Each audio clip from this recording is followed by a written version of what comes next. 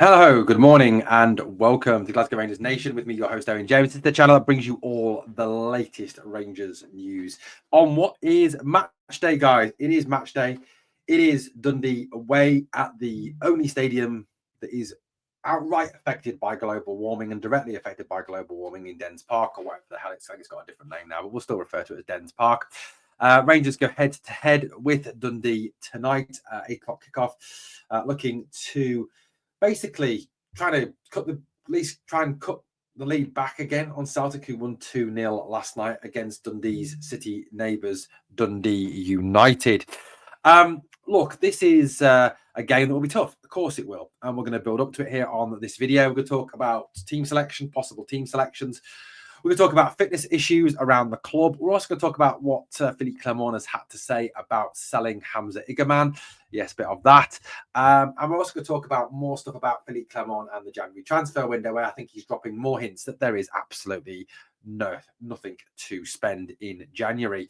And some more quite incredible comments from him, which, just leave you thinking, do you honestly think before you open your mouth? I know English is your second language, Philippe, but seriously, mate, seriously, think with this before you use this. What was that saying? God gave us 2 ears and 1 mouth so we could listen twice as much as we spoke, apparently. I can't remember where I heard that. Anyway, there we go. Look, this is the team news. Obviously, it's not great. It's not good at all. The defensive injury crisis continues. Butland, Suter, Balogun, Tavernier, Casanwejo, and Lawrence will all be out of the game tomorrow, meaning today, obviously, because he's from the press conference yesterday.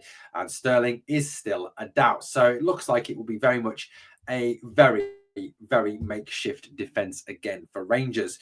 You're looking at a situation where, realistically, you've taken out their first choice right back and the 2 first choice centre halves. So automatically 3/4 of the team is missing.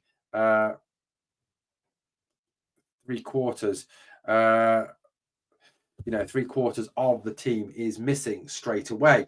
So look, the defense is going to be makeshift. We know that. We get that. Sterling obviously been out as well, means that Proper, who is not suspended for tomorrow's game, is likely to have another partner, possibly Leon King, which obviously is slightly concerning given the lack of first team football that guy's had.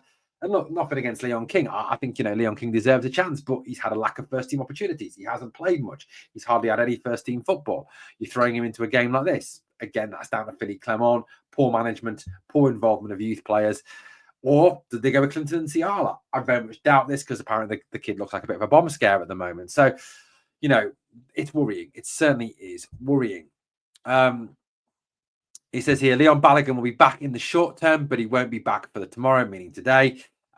John Suter and James Tavernier won't be back for the weekend, but we can't put exact dates on these things. So, again, more news about these defenders, more injury worries, more injury concerns. Balogun, what kind of gets me about Balogun, though, it kind of really throws me to some extent, is that we were told that he was close for the Celtic game, yet now he's missed the Celtic game, he's missed the Hibernian game, and he now will miss the Dundee game. Now, according to Philippe Clement, that's because they pushed him too hard to be back for the Celtic game, and it aggravated something, and he's got a bit more of a problem. So that's why he's out for longer. So you've got to kind of question how close was he really for that Celtic game? And there we go. I don't know. Again, it's just more medical mismanagement. And, if you consider as well that Philippe Clement at the end of last season talked about how he was going to sort the fitness issues at Rangers. And, in his press conference today, he did try and defend the medical department and say that it was better than last season. Well, I don't really think it is. I think it's just as bad, to be honest with you. Suter and Tav both out for the game against St Johnstone on Sunday, which is worrying because, John Suter is a big miss. Now, according to Philippe Clement, Tavernier will be back sooner than Suter, which is a concern because we don't really want Tavernier back. But Suter been out for an even longer term, which, this injury does seem to be a longer term injury, is a worry because he's one of our best players. He really is one of our best players. So, I don't know, it's a big loss. It's a big loss for me. Not having John Suter. It really is. He's one of our better players. He's probably our best defender. He's a bit of a leader at the back there, a bit of an organizer, covers well, puts his body on the line, heads it out well. I think, as I said on a previous video, if he'd been in defence against Hibs, I don't think we concede two of those goals. I really don't. I think we probably win the game with him in defence. So, look, it is what it is with him, but he is going to be out long term. So, of course, this leaves Rangers in a very kind of makeshift position again in defence. You won't see a great deal of change there. I mean, if I had to put money on it in terms of the back five, I would say that we're probably going to line up like this with Liam Kelly in goal. That's obviously going to be the situation because of because of the fact that that Liam Kelly is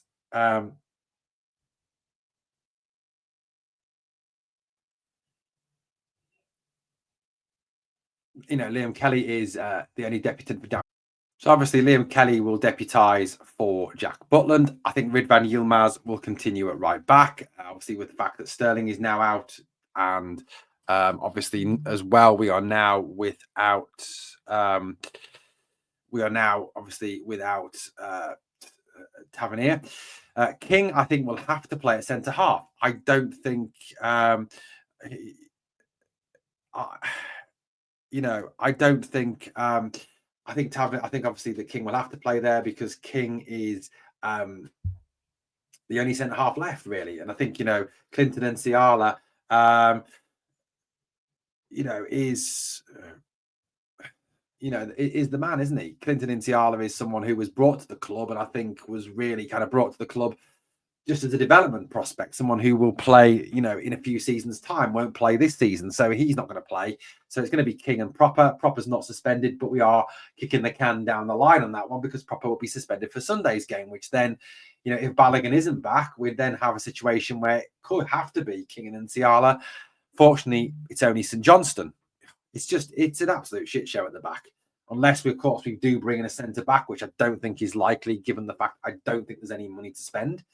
Hefte at left back. I think Barron comes in and takes over from Raskin. Dio plays alongside of him. Hadji and Bayrami interchange between the left wing and the 10 role. Cheney right. And I think Hamza has to start up top.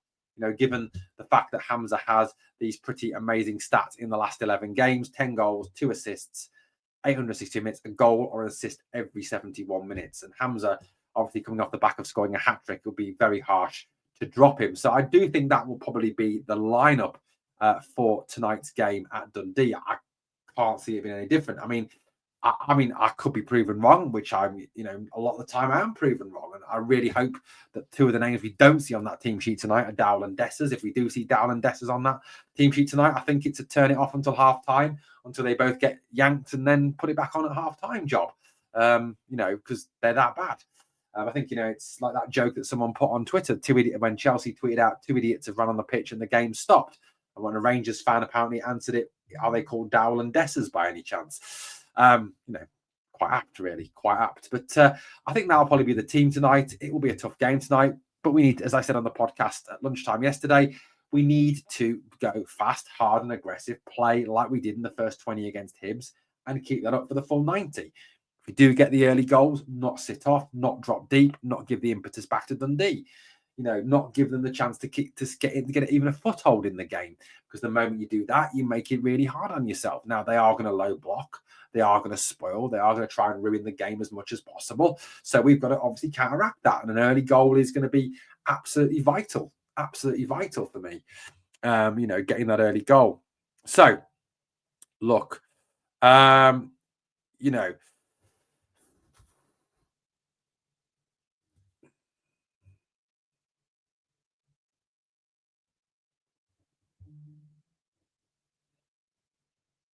let's see what happens.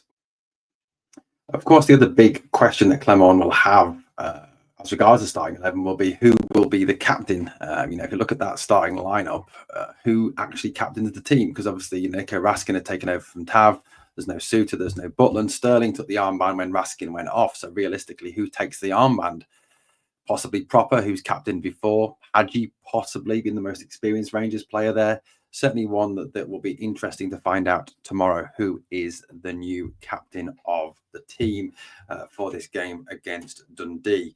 In other sort of news around the whole situation, around Hamza Igaman. Clement did say today that although Hamza would be sold in the future, it would not be the near future. He did express his intentions that Rangers have of keeping hold of key players, at least for the time being, before moving them on in the future. And I think that is a very wise proposition, because Hamza will be worth a whole lot more money in the future, rather than obviously if we sold him now. So there we go. That's very positive. On the financial situation, he did say obviously at the presser yesterday that Stuart would speak to the media in a couple of days' time. And more today about the fact that he spoke again about money. He spoke about the fact that other clubs have more money than us. There was stuff there again about that. It's very interesting that again this money thing is coming up time and time again, as regards that. Now, what did Clement actually say to the media as regards this money situation?